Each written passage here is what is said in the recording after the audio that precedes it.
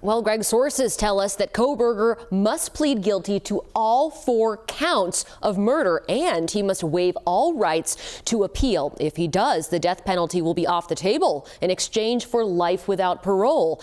I gained the insight of legal experts on why a prosecutor might choose to enter into a plea deal.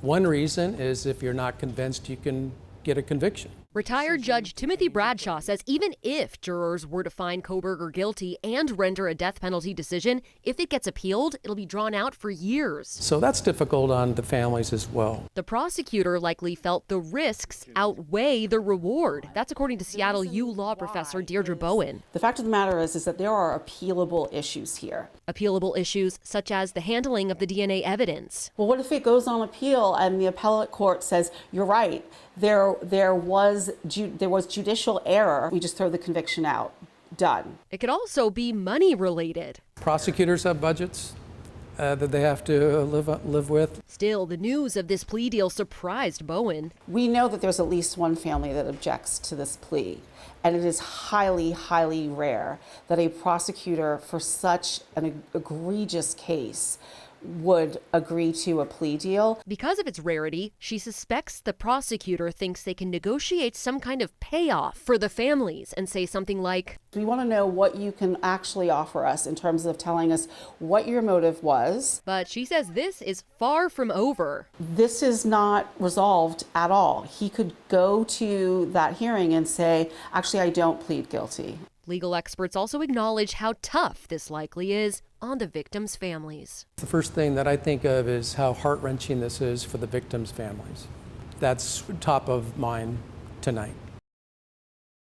If this plea deal happens and if the judge doesn't reject it, Kohberger would then be sentenced. At that point, victims' families may address the court and say what they think his punishment should be. We expect to learn much more at that hearing Wednesday morning. I'm Maddie White, King 5 News. Well, the family of one of the victims, Kaylee Gonzalez, shared that they're frustrated with the offered plea deal. A statement reads in part, quote, "After more than 2 years, this is how it concludes, with a secretive deal and a hurried effort to close the case without any input from the victims' families on the plea's details. Our family is frustrated right now, and that will subside, and we will come together as always and deal with the reality that we face moving forward." So how did we get here? Well, on November 13th, 2022, the 4 victims were found stabbed in their Moscow rental house. Investigators determined they had been killed just after 4 a.m. More than a month later, on December 30th, the FBI took Kohberger into custody at his parents' home in Pennsylvania after investigators had linked his DNA to a knife sheath left at the crime scene. Last fall, Kohberger's trial was moved from the small town of Moscow to Boise, the largest city in Idaho. The trial was then scheduled to begin August of 2025. In April of this year, the judge ruled the state could pursue the death penalty, which leads us to today's word of that plea deal. Again, the hearing is set for Wednesday.